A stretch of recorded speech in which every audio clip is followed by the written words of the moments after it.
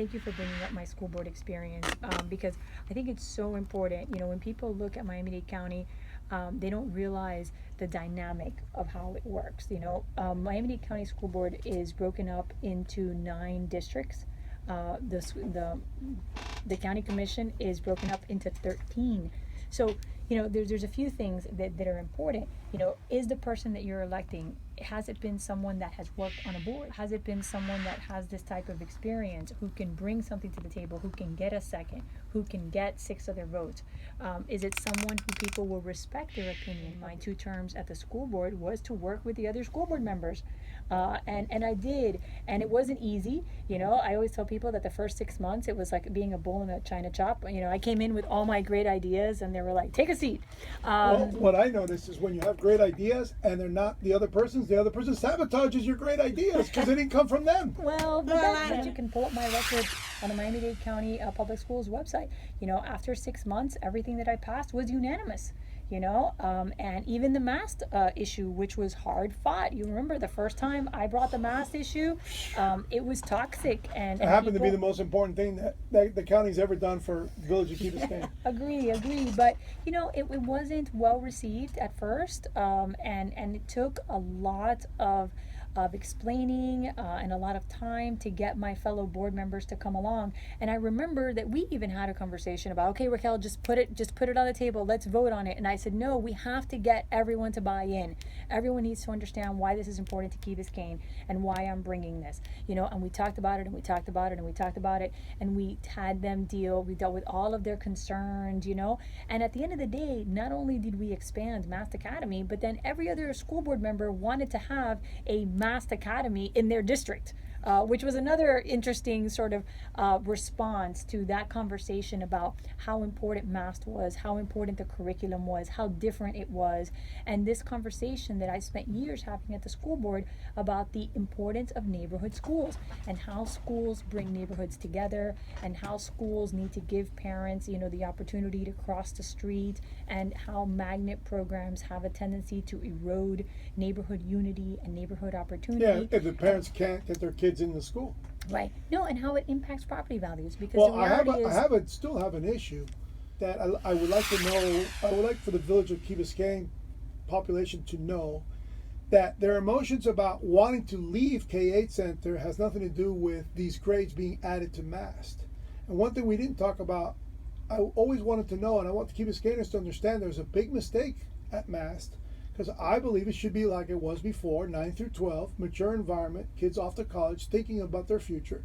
And I really think that Key Biscayne erred in supporting Carvalho's desire to have 6th, 7th, and 8th grade at MAST. The reason we did that was to give options. To give options, right? Because but that overpopulated the school. Well, Manny, this is something I just have to say. I do think one thing that makes Miami-Dade public schools attractive, and you have to realize this. I mean, we are such a diverse population, culturally, linguistically. Yeah, but if the Key Biscayne's going to pay for a high school, it should be a high school, not a middle school. Understood, but listen, having options is you know, I understand the selling point. I'm not disagreeing about Key Biscayne. We already had a K-8 center here. But I'll explain why we got to that point. Yeah, so when we looked at the numbers, because the issue was, it wasn't just creating seats for Key Biscayne, but it was also making sure that Key Biscayne students could get into MAST. Mm-hmm. If I would have left it 9-12, they couldn't get in.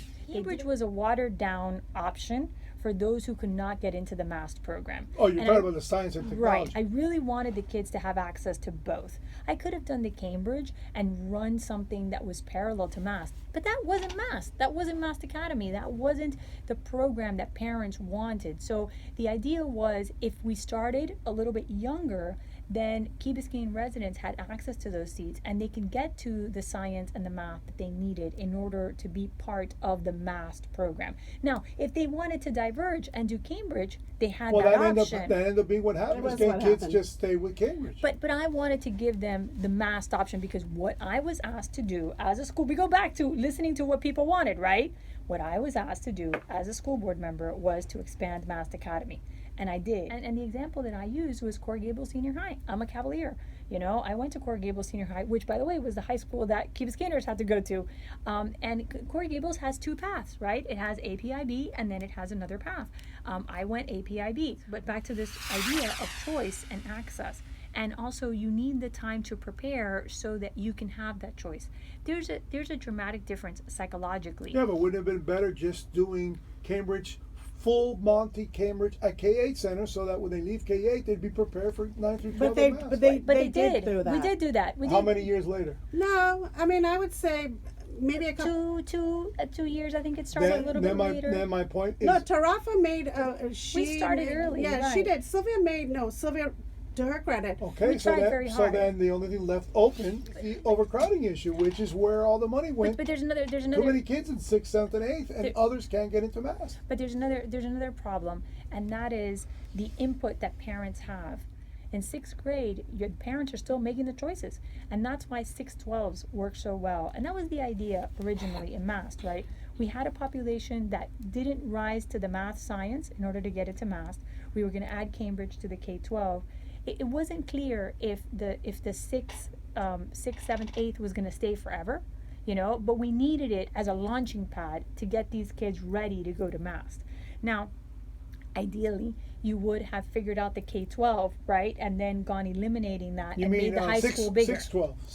6-12. No. You would have eliminated the 6th, 7th, and 8th and used those classrooms to expand MAST Academy. That's my point. But again, it was a progressive thing. I left the school board. Yeah, so it never happened. Like when the Miami Herald endorsed me, they said, you know, Raquel Regalado would be the only working mother on the county commission. And I was like, oh my God, I guess that's true. It's happened again. Because when I was elected to the school board, I was the only school board member that had children in schools. And when I was elected, I didn't really notice it until like the Miami Herald told me the day after. And I was like, really? No one has kids in schools? But that's a big endorsement. Right, no, yeah, it was a great endorsement. I know that you don't like the Miami Herald, but which is amazing. Yeah, which is amazing that they I literally fell out of bed. My dad called me and he said the Miami Herald has endorsed you, and I was like, say what? Boom. Although I'm glad I heard the news from you, because I wouldn't have known the news otherwise. But look, I mean, and one of the things that I think that we're seeing in this race and that we need in this county commission is a generational change. Right now, I've turned my dining room into a classroom. I am dealing with online learning. I have spent the last 4 weeks talking to all my friends and all their friends, trying to navigate this online learning and trying to explain to people how to do this in a correct way while we work from home, while other people don't work from home. You know, I put people together with tutors. You know, we're trying to teach our kids and use this opportunity to learn about organization and how to deal with these new platforms. I myself changed my son's schedule completely so that he's taking more computer classes and more PEs because I think that that's something that we can work on. I got a math tutor because I figured, you know, now that we're doing this, let's go all in, right? But it's been a very difficult time, you know, and nothing against the men, but it's been very hard on women. The pandemic Especially and the single online parent learning. women. Yes, no, it's been very hard, and I wish more people would be saying that. And I said that at the Miami Herald, interview. I said, look, you know, I don't think that we're being honest about how difficult it is for women to navigate this. You know, we're working from home, we're doing all these things. You know, my day ends at 12 o'clock at night, and I'm exhausted, and then you start again. But I think, Raquel, that's what makes you the most accessible to people, because I don't even think most people really realize that you sat on the board of one of the largest, I think fourth largest school district in the country, and I think there was 365,000 students. Yeah, so they're all going to log into one platform. Yeah. Cross your fingers. But my point is to go and the on. parents not going to be around to keep the kid in the class. Right, but my point is to become a county commissioner and to have that kind of a background. That brings a depth of experience. Right. That I don't think. Okay, no but now offense, ask her. that Right. your opponent that's running has that level of experience, expertise, and temperament. Right. And temperament, I'm sorry, but temperament matters. Yeah. We have it here too in Key Biscayne. We've had a contentious past 2 years. I feel like this beautiful island that we have, it's becoming. Yeah, has council members fighting the mayor. Yeah. And then there's this tinge of resentment for your city manager who you just hired. Right. I mean, my God. So I want Lisa to delve into stuff that she wants the county support on because she's running, and I want her to basically let you have it. What she's expecting of you. Well, because- one ahead. which I'm sure you've heard so much about, but it's near and dear to a lot of people here on the island. And you've heard it: resiliency, Of course. sustainability, beach renourishment. We're a beach community. This is why people come here. And these are big issues for our island. We are being confronted right now with a bond resolution that's causing heartache and heartburn for some people. And City bond. yeah, city bond. And it's, they're claiming it's going to address sea level rise issues. But by the same token, the county is also, facing similar issues. You've got the Army Corps' $4 billion project.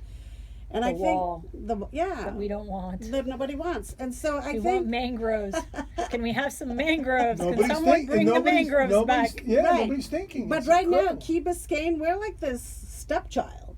Right. And people on the island are just getting kind of fed up. $38 million a year annually in taxes flows off the island to the county. And so I think legitimately people are asking, what am I going to get back? I don't have smart lights. We're not even placed on any beach renourishment list for the county. We're completely locked out. And the talk of moving the sewer plant is not even a consideration. We don't even talk about it here. So a few things. So first, I think it's so important, and thank you for bringing up sort of how large the school district is, because one of the things that happens is people see like their school, right, and they don't see anything else. And they don't understand that it's the fourth largest district.